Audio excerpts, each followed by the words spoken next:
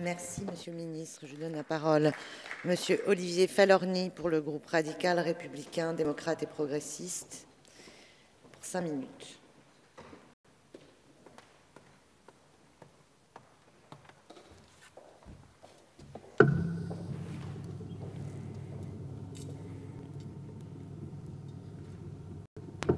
Madame la Présidente, Monsieur le Ministre, Monsieur le rapporteur, mes chers collègues. Notre débat porte aujourd'hui sur la mission Immigration, Asile, Intégration qui connaît une hausse importante de son budget pour 2017, soit 47% d'augmentation par rapport à 2016 en autorisation d'engagement pour un montant de 1,182 milliard d'euros et une augmentation de 31% en crédit de paiement pour un montant de 1,56 milliard d'euros. L'Union européenne et la France font face à une crise migratoire d'ampleur, avec 30% de premières demandes d'asile de plus qu'en 2015 et 26% pour les 8 premiers mois de 2016. La hausse des crédits de cette mission se justifie donc pleinement.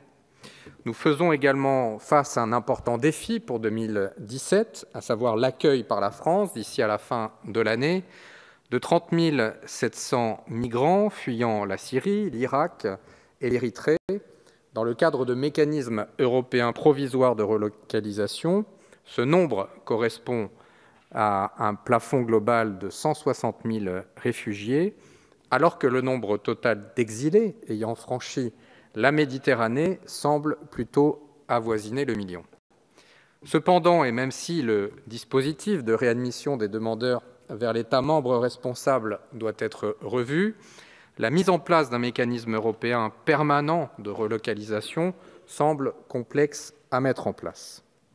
La France a depuis longtemps un hotspot, Calais, dont nous connaissons les causes, à savoir l'exclusion volontaire de la Grande-Bretagne de l'espace Schengen. Aussi, Monsieur le Ministre, vous avez mené à bien, et je veux le saluer, le démantèlement du camp de Calais.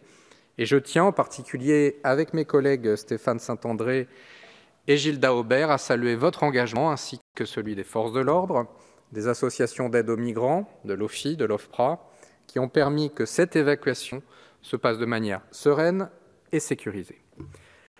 Les réfugiés sont accueillis dans l'un des 450 centres d'accueil et d'orientation nouvellement ouverts et ils pourront déposer une demande d'asile. Nous espérons que ceux admissibles au droit d'asile pourront alors rapidement être hébergés dans des structures dédiées, dans des centres d'accueil de demandeurs d'asile et en hébergement d'urgence. Mais reste aujourd'hui encore la question délicate de l'accueil des mineurs isolés, notamment ceux souhaitant rejoindre leurs proches sur le sol britannique.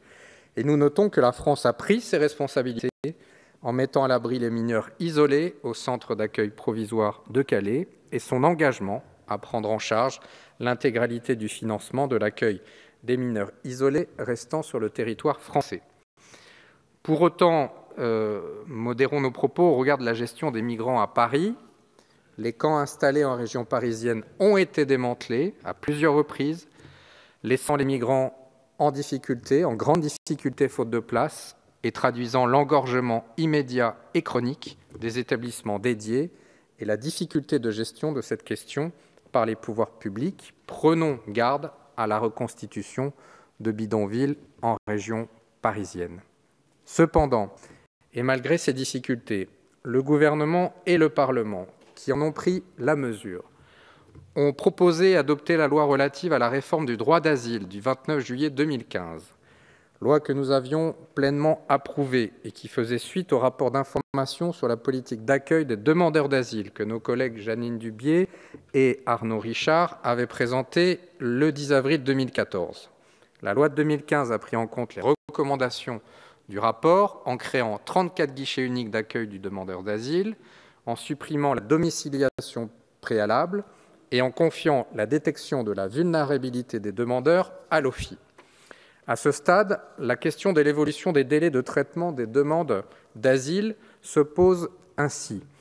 Celle de savoir si la mise en place du système d'orientation directive des demandeurs d'asile a permis l'augmentation des places disponibles dans les hébergements dédiés, si le mécanisme des guichets uniques a permis une réduction des délais de traitement des demandes.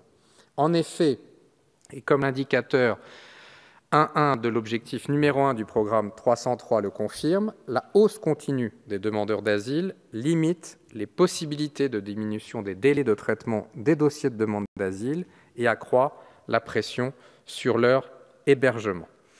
Enfin, je souligne des progrès notables, comme l'entretien individuel par le personnel de l'OFPRA qui est systématique, de nombreuses garanties qui entourent les demandes d'asile, 95 ETP ont été créés au titre du programme européen de relocalisation.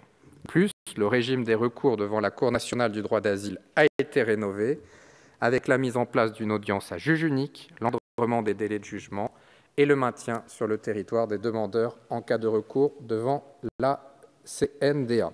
Pour toutes ces raisons, et étant donné l'augmentation sensible de ce budget, le groupe 2RDP votera les crédits que vous nous présentez. Je vous remercie. Merci.